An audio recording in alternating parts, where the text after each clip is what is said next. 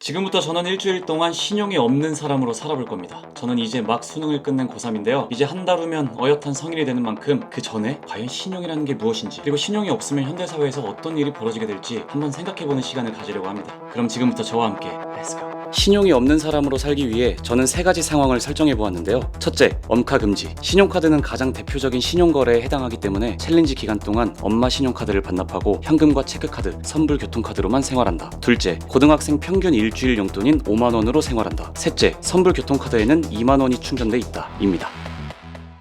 현재 시각 11월 20일 11시입니다. 경제발동에서 신용이라는 건 돈을 빌려 쓰거나 물건 서비스를 미리 사용한 뒤에 약속한 날짜에 갚을 수 있다는 그런 믿음을 뜻하는 말이에요. 예전에 돈을 빌렸을 때 이 사람이 잘 갚았는지 이런 것들을 전부 신용이라고 하는데, 그 믿음이 깨지면 당연히 그 사람한테 돈이나 물건, 서비스를 잘 안 빌려주겠죠. 미래에 잘 갚지 않을 확률이 큰 사람이니까요.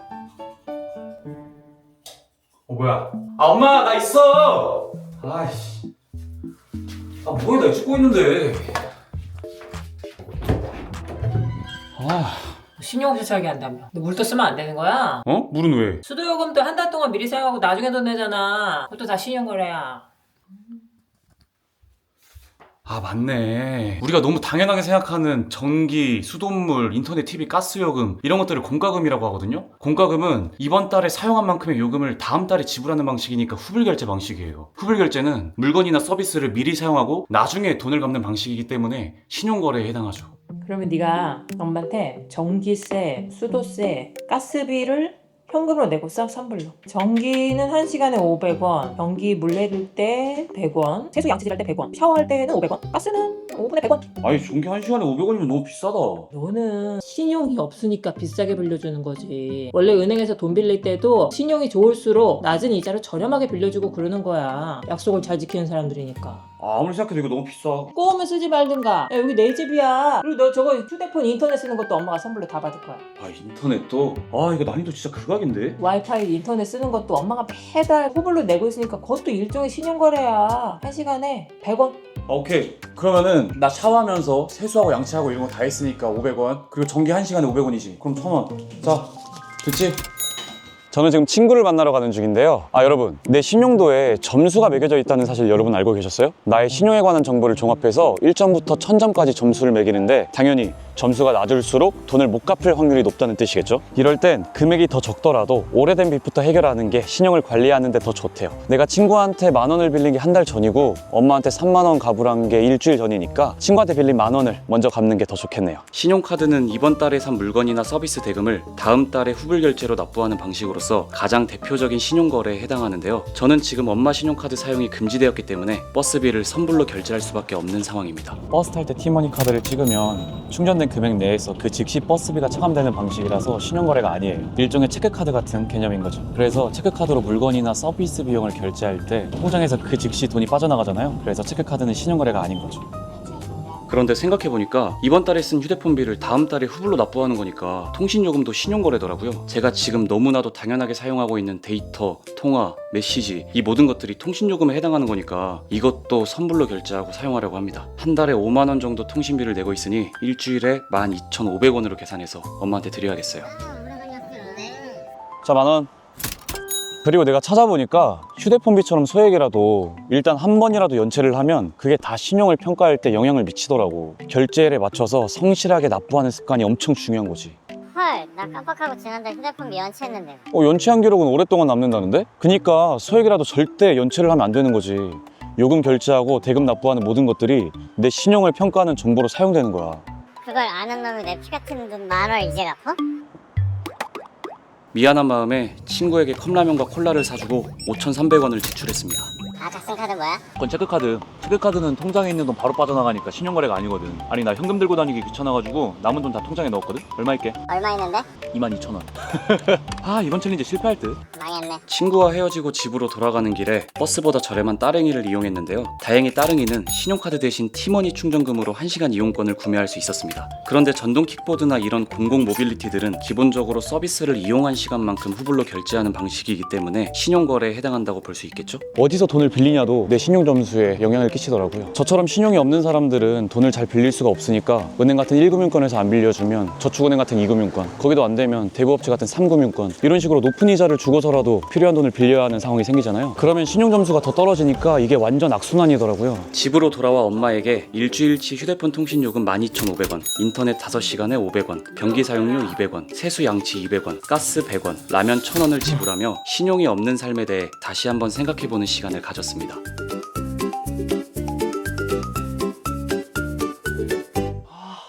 제가 핸드폰 보다가 불 켜놓고 자가지고 전기를 16시간을 사용했거든요. 와, 8,000원. 그럼 이제 11,000원 남았네. 통장에서 돈을 찾아 엄마에게 밤새 쓴 전기요금 8,000원을 지불하고 나니 진짜 11,000원밖에 남지 않았어요. 그렇게 둘째 날은 돈을 아껴야겠다는 생각에 집 밖으로 한 발짝도 나가지 않은 채 강제 운둔 생활을 하게 되었습니다. 아들이 이거 돈 들이고 있는데 아니. 엄마, 내가 만약 이거 먹으면 원가만 계산했을 때 엄마 받을 거야? 6,000원.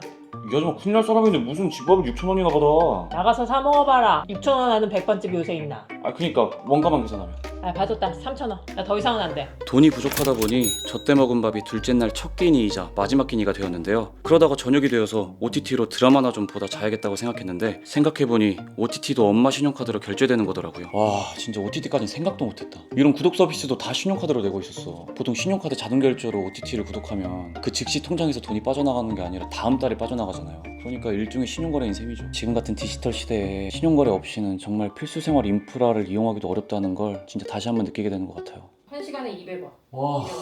엄마에게 시간당 200원의 OTT 시청료를 선불로 내고 그동안 못 봤던 드라마를 정주행하기 시작했습니다. 꼭 구독 끊으면 재밌는 거 올라오는 건 정말 국룰인가 봐요. 그렇게 3일째 날이 되었습니다. 엄카도 못 쓰고 돈도 거의 없어서 친구들 만나러 밖에 나갈 수가 없더라고요. 그래서 거의 12시가 다 되어서 일어났어요. 내가 진짜 사고 싶었던 나이키 샥스 세일하는 거예요. 근데 못 사. 지금은 돈도 없지만 전액 일시불로 사면 고가의 물건은 부담이 많이 되잖아요. 뭐 신용카드라도 있으면 할부해가지고 부담이 좀 덜한데 어제 쓴 전기요금이랑 인터넷 요금 수도세 하니까 지금 4,800원 남았거든요. 밥 먹으면서 엄마한테 돈을 좀 빌려보던지 안 되면 나가서 알바라도 좀 해야 될 것 같아요. 밥을 먹으면서 엄마한테 다음 주 용돈을 미리 가불해달라고 요청했지만 제가 신용이 없어서 더 이상의 가불은 불가능하다고 하셨어요. 원래 신용이 없으면 은행에서도 대출을 잘 안 해주는 게 맞긴 한데 저보다 엄마가 더 챌린지에 과몰입해 있더라고요. 진짜 너무하네. 이제 진짜 돈을 좀 벌어야 될 것 같아서 당근에 당일 현금 지급 알바를 좀 찾아봤는데 결혼식 촬영 보조 알바라고 하는데 현장에서 바로 3만 원 주신대요. 이후 예식장에 도착해 촬영 기사님을 찾았는데요. 엄청 바쁘신 와중에도 친절하게 맞아주시더라고요. 편하게 열심히 하겠습니다. 열심히 할 생각하죠. 사고 나. 나 사고 나면 내가 또 이렇게 해야 되잖아. 편하게. 되게 신기하다. 감사합니다. 고생했죠. 네. 너무 많이 됐고. 밥 먹고 가요. 뷔페. 먹어도 돼요? 이후 기사님과 진로에 관해 깊이 있는 얘기를 나누다 보니 어느덧 뷔페를 3접시나 먹었더라고요. 좋아하는 영상도 공부하면서 맛있는 뷔페까지 먹을 수 있다니 정말 기분이 좋은 하루였습니다. 그런데 이날 제가 뷔페에서 먹은 음식이 잘못됐는지 구토와 설사를 반복했는데요. 10분마다 한 번씩 설사를 하는 통에 온몸의 수분이 다 빠져나가는 느낌이 들었습니다. 찾아보니 이게 장염의 대표적인 증상이라고 하더라고요. 살면서 장염을 한 번도 걸려본 적 없었는데 이번에 걸려보니 설사와 구토 증상뿐만 아니라 전신에 근육통이 온 것처럼 아파서 꼼짝할 수가 없더라고요. 새벽 내내 화장실을 갔던 탓에 제대로 잠을 자지 못해 넷째 날에는 오후 1시가 다 되어서 눈이 떠졌습니다. 새벽에 쓴 변기세만 2,000원이었어요. 새벽에 몸이 너무 아파서 검색해보니까 탈수 증상 때문에 그렇다고 하더라고요. 장염 탈수에는 이온 음료를 마셔줘야 된다 해가지고 제가 배달앱을 습관적으로 켰거든요. 근데 제가 엄카도 못 쓰고 지금 통장에 잔고도 없어서 계좌이체나 페이가 안 되잖아요. 그래서 지금 결제할 수단이 없는 거예요. 엄마가 지금 안 계시니까 일단 제가 요한마트 가서 이온 음료 좀 사와야겠습니다. 부엌에 죽 끓여놨다고 붙이고 가셨네요. 이후 엄마가 끓여놓은 죽과 이온 음료, 지사제를 먹은 뒤 침대에 누워 휴식을 취했어요. 신용거래를 못하면 혹시라도 다치거나 아파서 큰돈 들어갈 일이 생겼을 때 정말 난감할 것 같다는 생각이 들었습니다. 특히 병원비는 큰돈이 나올 수도 있는데 가지고 있는 현금이나 통장 잔고가 적으면 너무 곤란할 것 같더라고요. 지쳐서 잠만 자다 보니 어느덧 5일째 아침이 밝았습니다. 지사제 덕분인지 설사는 좀 멈췄는데 아직도 팔다리에 힘이 들어가질 않아요. 오늘은 기분 전환도 좀 할 겸 간만에 외출을 좀 나가보려고 해요. 장염에 커피가 안 좋다는 걸 알면서도 5일째 커피를 안 마시려니 뭔가 정신이 계속 몽롱한 기분이 들어 집 근처 카페에 들렀습니다. 원래 여기가 신용카드 포인트로 음료 할인 혜택을 받을 수가 있거든요. 근데 제가 엄카도 못 쓰고 현금 결제나 체크카드만 사용해야 되니까 카드나 통신사 할인 혜택 같은 걸 못 받는 거예요. 괜히 더 비싸게 주고 사 먹는 느낌. 아무튼 이제 설사도 멎었고 하니까 돈을 좀 벌어야 될 것 같습니다. 이후 저는 컨디션이 조금씩 회복되는 느낌이 들어 당근에서 변기 뚫어주실 분 구한다는 글을 보고 알바를 가게 되었습니다. 변기 뚫으면 현장에서 바로 2만 원 준다고 된다고 하거든요. 일단 가보도록 할게요. 저는 처음에 배설물이 막혔나 했는데 아무리 뚫어도 안 돼서 의뢰인분께 여쭤보니 아이가 실수로 장난감을 빠뜨린 것 같다고 하더라고요. 그건 제가 할 수 있는 일이 아닌 것 같아서 작업을 중단하고 가려는데 착한 의뢰인분께서 와줘서 고맙다며 수고비로 10,000원을 주셨습니다. 현금이 지금 24,000원 정도 남았는데 우선 저렴한 식당 가서 뭐라도 좀 먹어야겠습니다. 이때 사실 돈가스를 먹고 싶었는데 아직 챌린지가 하루 더 남았기 때문에 돈을 아껴야 해서 돈가스 맛이 나는 돈가스 김밥을 시켰습니다. 그런데 옆에 분이 돈가스를 드시고 계신데 너무 맛있게 보여서 계속 쳐다보다가 용기 내서 말을 건네봤어요. 다 드신 거예요? 제가 먹어도 될까요? 감사합니다. 가진 돈 안에서만 생활하다 보니까 생각보다 불편한 게 정말 많아요. 당장에 현금이 없어도 신용카드로 편리하게 결제했던 것들, 너무 숨쉬듯 당연하게 생각했던 것들이 정말 당연한 게 1도 없고 신용거래가 아닌 게 거의 없어요. 일상 속에서 신용이라는 게 정말 많이 쓰이고 있구나 라는 생각을 하면서 이 와중에 돈가스는 또 너무 맛있습니다. 이후 저는 집에 돌아와 잠들기 전까지 사용할 전기와 와이파이 이용료 등으로 3,800원을 내고 밀렸던 웹툰 정주행을 시작했습니다. 제가 원래 한 번에 몰아서 보는 스타일이라서 미리 보기 회차까지 다 쿠키를 구워버리거든요. 멈카드 안 되고 당장 통장 잔고 줄어들 거 생각하니까 쿠키를 구울 수가 없어요. 휴대폰 소액 결제도 안 돼요. 휴대폰 소액 결제도 다음 달 통신비에 요금이 합산돼서 나오는 후불 결제 방식이니까 신용거래에 해당하잖아요. 결론은 전독 시 미리 보기를 볼 수가 없다. 엄마에게 선불로 지불한 와이파이 이용료와 전기세가 조금 남아있어서 남는 시간에 게임을 할까 유튜브를 볼까 하다가 유튜브를 보게 되었는데요. 게임을 그렇게 좋아하진 않는데 한 번씩 게임을 하면 현질을 좀 하는 편이거든요. 근데 휴대폰 소액 결제도 신용거래니까 아이템을 결제할 수단이 없잖아요. 그래서 유튜브나 좀 보다가 자려고 들어갔는데 알고리즘의 신이 마치 나의 상황을 알고 있다는 듯이 신용을 회복하는 방법, 신용을 관리하는 방법에 대해서 추천해주네요. 역시 알고리즘의 신은 존재했어. 그렇게 저는 남는 시간 동안 신용의 중요성에 대해 공부하다 잠에 들었습니다. 그리고 6일째 아침이 밝았습니다. 이제 저도 대학생이 되고 신용카드도 만들 거고 정식으로 알바도 할 거잖아요. 근데 아직까지 모르는 게 너무 많다는 생각이 드는 거예요. 내일 챌린지가 끝나니까 오늘은 신용을 관리하는 방법이랑 올바른 신용카드 사용법에 대해서 한번 공부를 해볼까 해요. 찾아보니까 신용회복위원회라는 기관에서 청소년들이 알아야 할 금융과 신용의 중요성에 대해 교육도 하고 신용 문제로 어려움을 겪고 있는 분들의 경제적 회생을 지원하는 다양한 제도를 운영하고 있더라고요. 신용을 잘 관리하기 위해서는 갚을 수 있는 능력을 고려해서 대출받기, 통신요금처럼 아무리 소액이라도 단 하루도 연체하지 않기, 연체가 됐을 땐 오래된 채무부터 상환하기, 그리고 건전한 신용거래 이력을 꾸준히 쌓는 게 제일 중요하대요. 신용이라는 건 특별한 금융기술이 아니라 약속을 잘 지키는 책임감 있는 생활습관이다. 그렇게 공부를 하고 집에 와서 가계부 어플을 다운받았는데요. 한번 연결만 해놓으면 카드 사용 내역, 은행 정보 등이 어플이랑 자동으로 연동돼서 지출 관리하기가 정말 편리하더라고요. 이렇게 주기적으로 가계부를 쓰면 내가 어디서 돈을 많이 쓰는지, 꼭 필요한 것에 쓰고 있는지를 점검할 수 있고 또 충동 소비도 막을 수 있는 것 같더라고요. 저는 보니까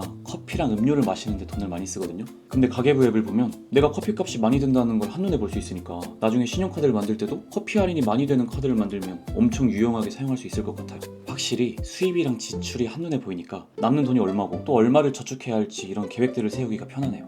뭐 지금은 무일 뿐이지만 이제 자고 일어나면 매번 엄마한테 선물로 계산하지도 않고 전기도 편하게 쓸 수 있고 폰도 마음껏 할 수 있고 OTT도 볼 수 있겠죠? 내일 새로 태어나는 마음으로 아침을 맞이해보도록 하겠습니다. 그리고 마침내 일주일이 흘렀습니다. 현재 시각 11시. 일단 엄카를 받아서 나의 샥스부터 데려오도록 할게요. 엄카로 무이자 5개월 할부 개꿀.